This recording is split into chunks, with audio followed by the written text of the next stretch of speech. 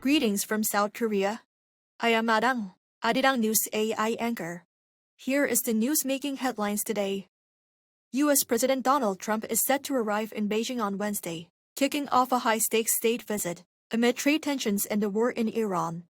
Trump will meet Chinese President Xi Jinping on Thursday, with talks expected to focus on tariffs, advanced technology exports, Taiwan and the future of U.S.-China economic ties. The Iran conflict and the global energy crunch are also looming large over the summit. Trump is expected to urge Beijing to use its influence over Tehran to help reopen the Strait of Hormuz, a key global oil shipping route. Joining the U.S. delegation are more than a dozen top business leaders, including Apple CEO Tim Cook, Tesla chief Elon Musk, and NVIDIA CEO Jensen Huang, underscoring the growing role of tech and AI competition in U.S.-China relations. A day before the highly anticipated summit between U.S. President Donald Trump and Chinese President Xi Jinping, President Lee Jae-myung met with senior officials from both countries at the Blue House. He held talks with U.S. Treasury Secretary Scott Bessent, marking their second meeting, following their first in New York last September. Seoul's pledged $350 billion investment package, in exchange for lower U.S. tariffs, was among the issues discussed. Just before that, President Lee met with Chinese Vice Premier He Dipeng. President Lee asked the Chinese Vice Premier to play an active role in maintaining close communication in areas including the economy and culture.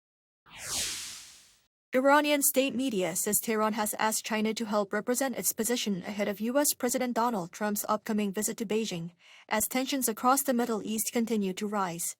Iran's ambassador to China said Tehran is seeking a permanent end to the war, a stable ceasefire framework, sanctions relief, and recognition of what it calls Iran's legitimate rights. He added that China is well positioned among major global powers to deliver Iran's message. Iran is also reportedly working through mediators, including China and Pakistan, to pressure the United States toward a ceasefire, while continuing to stress its control over the Strait of Hormuz. Iran's Revolutionary Guard said surveillance in the strategic waterway has been strengthened and vowed to defend Iran's territorial and maritime sovereignty. Korea's National Security Advisor Ri Song-nak stated on Wednesday that the government is actively engaged in international discussions to ensure the safe passage in the Strait of Hormuz. During a briefing in Seoul, we noted that Korea is communicating closely with key international partners, also noting that the United States have proposed cooperation under its maritime initiative, Project Freedom. This direction aligns with the recent outcomes of Defense Minister An Kyubek's high-level talks in Washington with U.S. Defense Secretary Pete Hegseth at the Pentagon earlier this week. And said Seoul is reviewing phased contributions to U.S.-led efforts aimed at restoring safe passage through the Strait of Hormuz. According to An, possible forms of support could include expressions of political backing, personnel dispatches, intelligence sharing, and military asset assistance. Korea's job market has taken a severe hit, with the number of newly added jobs plunging to a 16-month low. According to the Ministry of Data and Statistics on Wednesday, the economy added just 74,000 jobs in April compared to a year ago, bringing the total number of employed people to 28.96 million.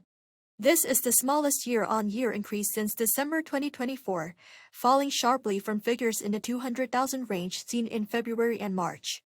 The slowdown is being directly attributed to the ongoing conflict in the Middle East, which has driven up global oil prices and subsequently frozen domestic consumer sentiment.